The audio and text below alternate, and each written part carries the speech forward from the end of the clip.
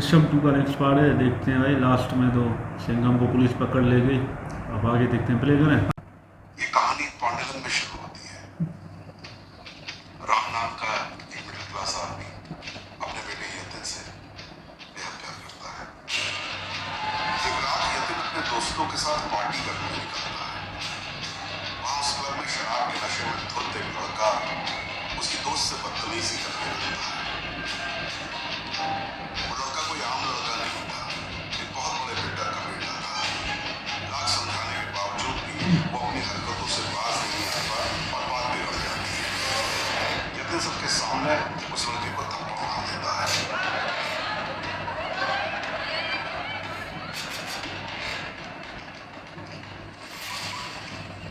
गुस्से में वो लड़का अपनी बेइज्जती का बदला लेने के लिए यतिन का पीछा करता है। दोनों के बीच हाथापाई होती है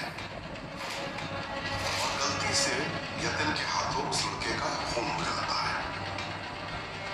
जब राम घर वापस लौटा तो उसने देखा उसका बेटा बदहवासी की हालत में उस लड़के की लाश के पास बैठा रो रहा है।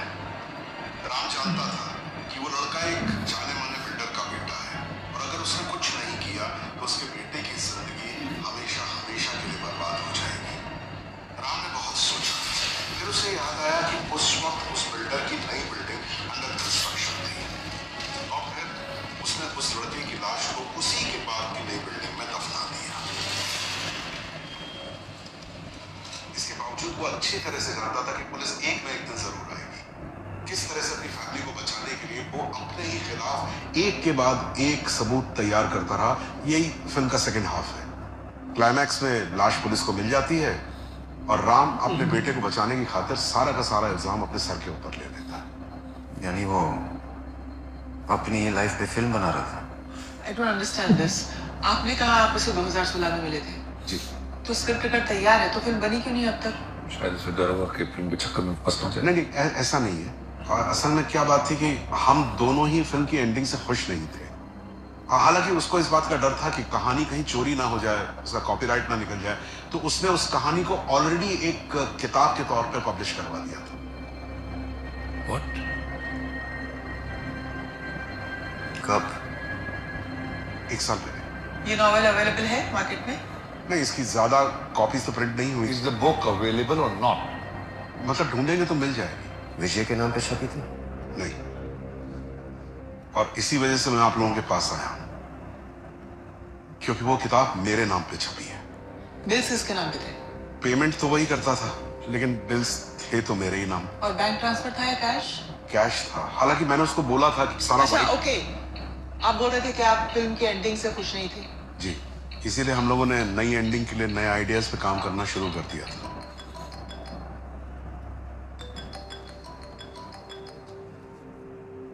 बोलो। सर, एक प्रॉब्लम है। क्या हुआ क्या?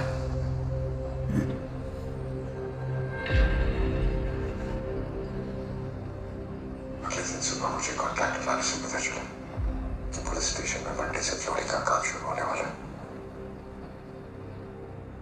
संडे रात को जब घर वाले सो गए, उसके बाद मैंने लाश पुलिस स्टेशन में दफना दिया।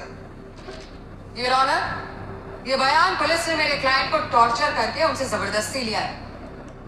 क्या ये सच है? क्या है? I don't get this guy. आप क्या चाहते हो? वो चाहे कुछ भी कह ले महेश, अब बचेगा नहीं। It's over for him. No, Mira. I fear this is the beginning of something.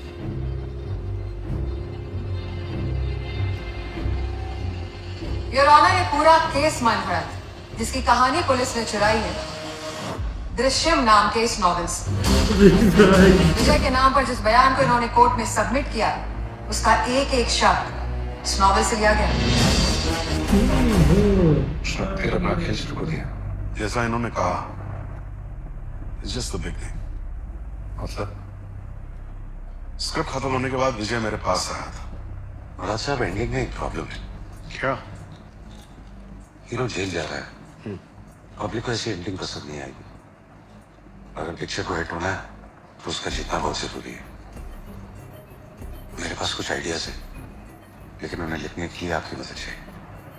बोलो, ये कहानी कॉन्टिन्यू किया है ना, तो अगर वहां की पुलिस को बाकी नहीं ऐसी कोई लाश मिल जाए तो आगे की कार्रवाई क्या होगी? पता कर सकते हैं। पुलिस में मेरी अच्छी खासी जान पहचान है। उसने जो भी जानकारी मुझसे मांगी मैंने पुलिस से लाकर उसको दी थी, और उस जानकारी के बेस पर उसने एक एंडिंग तैयार की। मैंने ending सुनते ही उसको बहुत मिस किया। वो भी इस बात से सहमत था, इसलिए हमने उस आइडिया को ही खारिज कर दिया। ओके, वो एंडिंग क्या थी बताएंगे?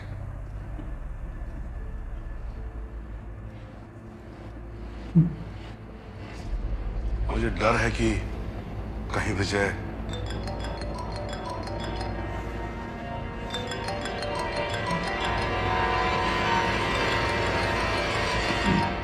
कुछ ज्यादा ही इत्तेफाक है इनके इस केस में। समीर देशमुख की डेड बॉडी जो इन्हें इतने सालों से कहीं नहीं मिली, वो ठीक इस नॉवेल की तरह इन्हें अपने पुलिस स्टेशन में मिलती। योर ऑनर, पुलिस स्टेशन एक ऐसी जगह है जो इनके डायरेक्ट कंट्रोल में आता है। पब्लिक को कोई आइडिया नहीं कि अंदर क्या चल रहा है। सच तो ये है कि मीरा देशमुख हमेशा से ही सारगांवकर परिवार को अपने बेटे की मौत का जिम्मेदार मानती थी। सालों बाद जब पुलिस को उसकी लाश मिलती है तो वो उसे छुपा देते हैं और इंतजार करते हैं एक परफेक्ट प्लॉट का। और फिर एथेंस ने एक अच्छी खासी साहब, मुझे समझ में नहीं आ रहा है कि आखिर ये हो क्या रहा है।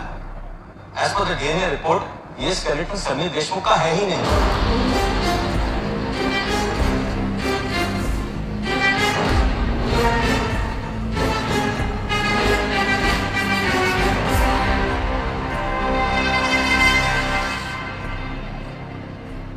क्या था वो क्लाइमैक्स?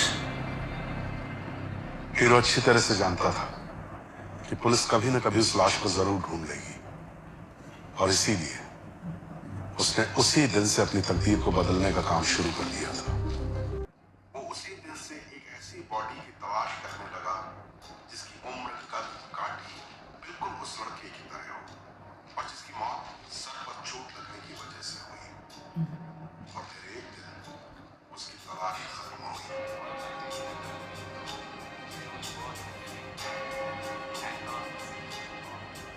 उस फ्यूनरल में हीरो को कोई ऐसा मिला जिससे उसने जान पहचान कर ली।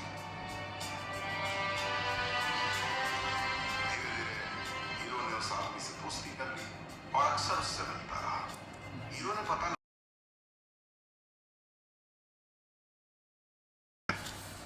बात भी कर्जे में डूबा हुआ था। हीरो ने उसकी पैसों से मदद की और उसका भरोसा जीता, और जब उस लड़के की लाश गलकर स्केलेटन बन गई तब हीरो ने अपने नए दोस्त को अपनी जरूरत के बारे में बताया।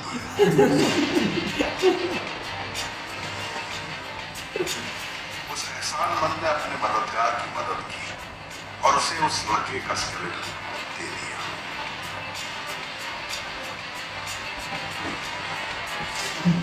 इसी बीच हीरो ने यह भी पता लगा लिया कि अगर पुलिस को बॉडी मिल गई तो उसके आगे की कार्रवाई क्या होगी।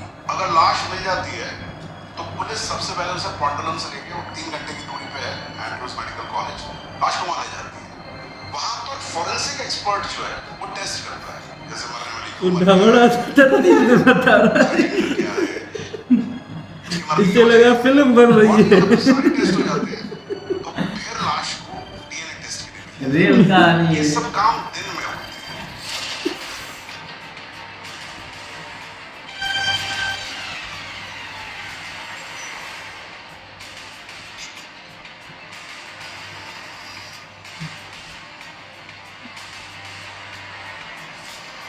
इसके बाद हीरो उस फोरेंसिक डिपार्टमेंट के सिक्योरिटी गार्ड से अपनी दोस्ती बढ़ाता है।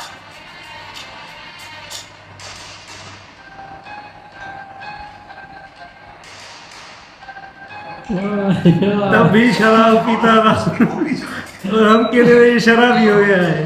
और बातों बातों में हीरो बड़ी उस दूर की गार्ड सोचता है। कमजोरी का पता लगाता है। बवाली।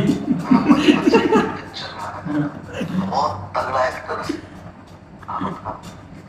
एक बार मौका दीजिए।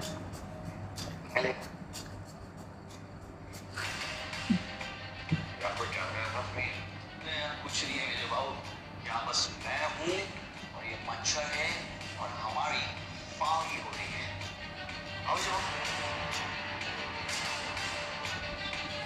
सिक्योरिटी गार्ड को अपने झांसे में लेने के बाद हीरो इंतजार करने लगा। हर एक की कहानी होता साल गुजर गए उससे और में आज शादी दिन आ ही गया जिसका उसे डर था। पुलिस को लाश मिल गई।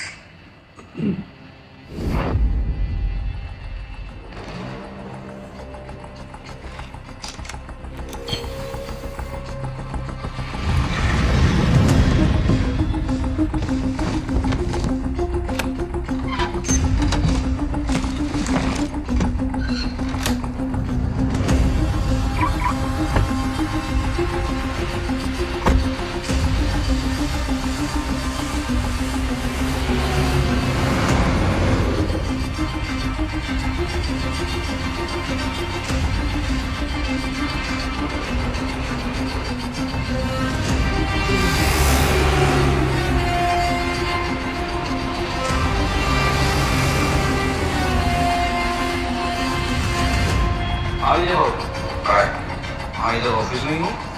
भाई रुकता है।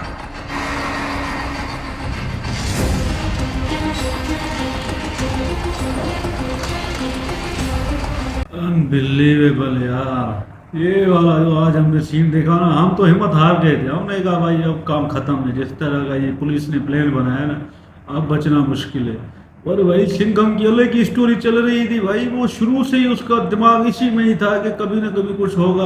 और शराब तो पीता ही नहीं ना, दूसरे को पिला रहा था, खुद एक्टिंग करता था शराब पीने की। यार भाई ने ना आज यकीन कर देना हिला के रख दिया हमें, हमारा दिमाग काम करना बंद हो गया है भाई। हम तो समझ रहे थे भाई सिंघम हार गया, पर नहीं भाई। और ये बुढ़े की जो कहानी सुन रहे हैं ना इसकी, ये कहानी लिख कर आए, लेकिन कहानी इसकी है। और वो कोर्ट में वकील साहिबा बोलती है ये तो पुलिस ने किताब से ही कहानी चुरा ली है, और किताब इसी की है भाई। सब यार गूज़बम्स आ गया सिंघम भाई, क्या बात है आपकी यार। हाँ यार क्या तारीफ करूं, मैं तो यार आज मर गया भाई। ये तो बड़ा अपनी फैमिली की वजह से उसको बचाते ये भी खत्म हो गया अभी। पर भाई नहीं, शुरू से इसकी प्लानिंग चल रही है, वो दूसरी बॉडी भी ढूंढ ली भाई इसकी जोड़ की भाई। इसको मेरा सलाम है यार, मार गया दिल से। सिंघम को जो बाजी पलट थी ना भाई, उसने तो हैरान किया। वो जो दूसरा डायरेक्टर आया था ना, वो रियल स्टोरी सुना रहा था भाई साहब। हम तो सोच गए तो सिंघम इस मरतबा गया भाई, पकड़ गया, हर चीज बारीकी से भाई बना ली भाई, मान गया तो दिल जीत लिया। अच्छा हुआ तो इसकी जो औरत थी ना नपुंसक, उससे जान छूट गई, वरना वो रोती रहती है। हाँ ये सिंघम का ये तो भाई रियल कहानी है। वो बुढ़ा कह रहा है ये फिल्म लेकर आया, पर ये फिल्म नहीं है, रियल कहानी अपनी सुन रहा है। मैं तो यार हैरान होगा, अब क्या कह सकता हूँ भाई। बिल्कुल हाँ भाई, आज हैरान कर दिया है।